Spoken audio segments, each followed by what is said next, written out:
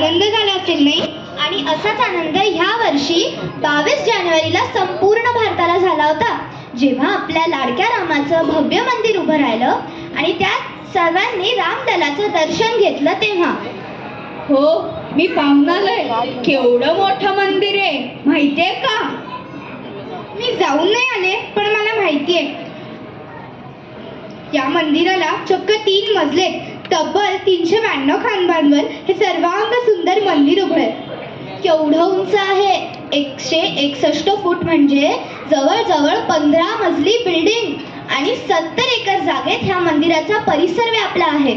म्हणजे आपल्या सनसिटी सारख्या अजून 20 सोसायटी मावतील या जागेत. आई शपथ, भारी.